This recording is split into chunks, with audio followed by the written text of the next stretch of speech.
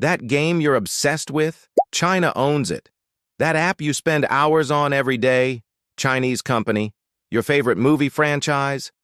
Yeah, Chinese investors own a huge chunk of that too. This isn't a wild conspiracy theory. This is documented fact. The scary part isn't just that they own it, it's what they're doing with that control. Look, I'm not here to tell you that China is evil or that you need to delete all your apps, but I am going to show you something that most people have no idea is happening.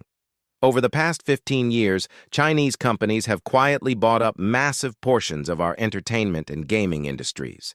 We're talking about the games you play, the movies you watch, the social media you scroll through, all of it. And here's the crazy part. The version of these products that people in China get is completely different from the version you get. TikTok in China is designed to make kids smarter and limit their screen time. TikTok in America is designed to be as addictive as possible. The games Chinese kids play teach them about their history and culture. The games American kids play are designed to extract as much money as possible through microtransactions. This isn't an accident. This is a strategy. And once you see it, you can't unsee it. Let's start with the biggest one. TikTok. Everyone knows TikTok. It's one of the most popular apps in the world, with over 1 billion users spending an average of an hour and a half on it every single day. It's addictive. It's fun. It's where culture happens now. TikTok is owned by a Chinese company called ByteDance. And in China, ByteDance runs a different version of TikTok called Douyin. Same company, same technology, but a completely different app. On Douyin, the Chinese version, kids under 14 can only use it for 40 minutes a day. After 40 minutes, it locks them out. The content that gets promoted is educational. Science experiments, museum visits, patriotic content about Chinese history. It's designed to make Chinese kids smarter and more productive. Now, let's look at TikTok, the version the rest of the world gets. There are no time limits. The algorithm is engineered to be as addictive as possible. It learns exactly what keeps you scrolling and feeds you an endless stream of it. The content that gets promoted is whatever keeps your eyes glued to the screen. Drama, dancing, pranks, whatever it takes. Same company. Two completely different products. One is designed to educate and limit screen time for Chinese kids. The other is designed to be as addictive as possible for everyone else. Why? Because ByteDance is ultimately subject to the influence of the Chinese government, like all major Chinese companies. And the Chinese government sees this as strategic. Keep their own kids focused and educated. Keep American and European kids distracted and addicted. But TikTok is just the beginning. Let's talk about gaming because this is where it gets really wild. Tencent. You might not know the name, but you definitely know their products. Tencent is the biggest gaming company in the world, worth over $400 billion, and they own or have major stakes in almost every game you've ever played. Riot Games, the company that makes League of Legends and Valorant, 100% owned by Tencent. Epic Games, the company that makes Fortnite, 40% owned by Tencent. Activision Blizzard, the company behind Call of Duty and World of Warcraft, Tencent has a stake and influence. Supercell, the company that makes Clash of Clans, 84% owned by Tencent. The list goes on and on. If you play video games, there's a very high chance you're playing something that a Chinese company either fully owns or has significant control over. Now here's where it gets interesting. In China, the government has strict rules about gaming. Kids under 18 can only play video games for 3 hours per week. Total. Not per day, per week.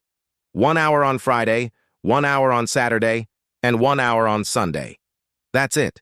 And games have to be approved by the government, which means no content they don't like. Meanwhile, games marketed to American and European kids are designed to be as addictive and profitable as possible. Loot boxes, microtransactions, battle passes, pay-to-win mechanics, everything is designed to keep you playing and keep you spending money. Fortnite, partially owned by Tencent, makes billions a year from kids buying virtual skins.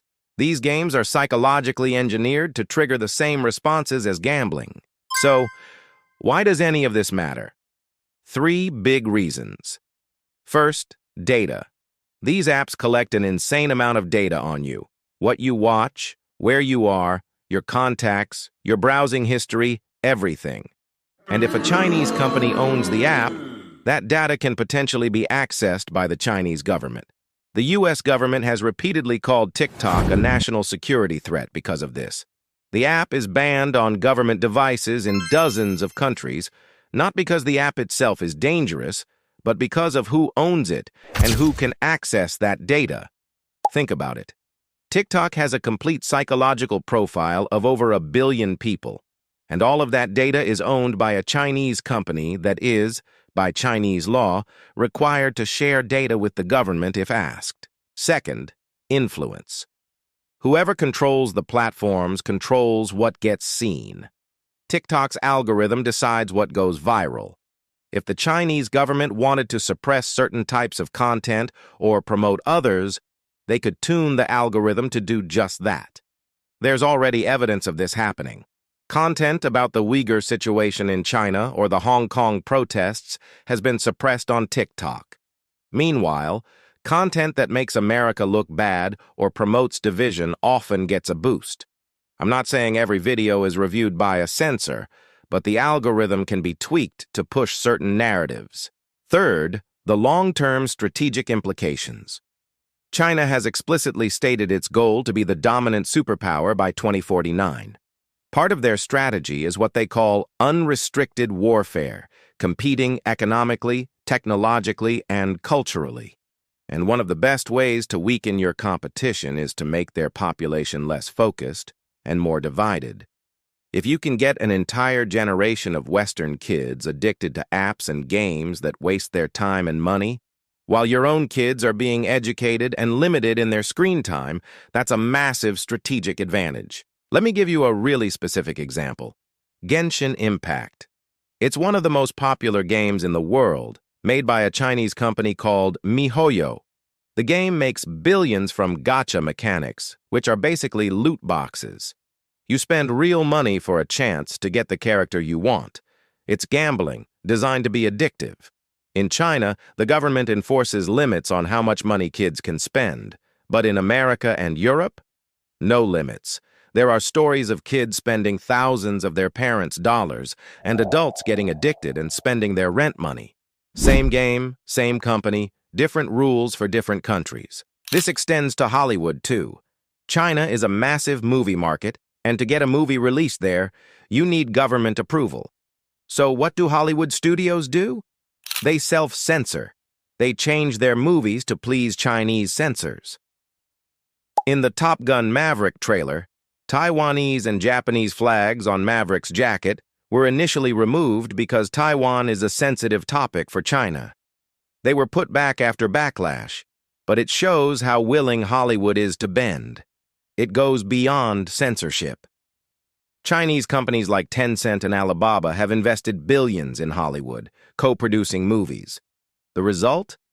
More movies that are acceptable to Chinese censors, that don't criticize China and sometimes even promote positive views of it. This isn't about being anti-China.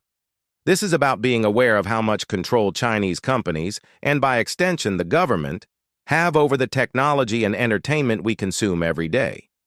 And it's about recognizing that the version of these products we get is often designed to be addictive and extractive, while the version for their own citizens is regulated and educational. So what do we do? Honestly, it's complicated. You can't just stop using all technology with Chinese investment. It's everywhere. But you can be aware. Know who owns what. Make informed choices about the apps you use and how much data you're giving away. You can also support alternatives when they exist, and maybe most importantly, you can push for regulation. We need to have a serious conversation as a society about why we allow this imbalance. Here's the bottom line. For the last 15 years, Chinese companies have been buying up the games you play, the apps you use, and the movies you watch. The version of these products you get is designed differently than the one their own citizens get. This isn't a conspiracy, it's a strategy, and it matters because of data security, content influence, and long-term competition. You don't have to stop using these products, But you should know who owns them and what that means. Because right now, China is buying your childhood. They own the games, they own the apps, and they influence the movies. And most people have no idea it's even happening. If you want to see more content about the important things nobody seems to be talking about, be sure to subscribe. Thanks for watching.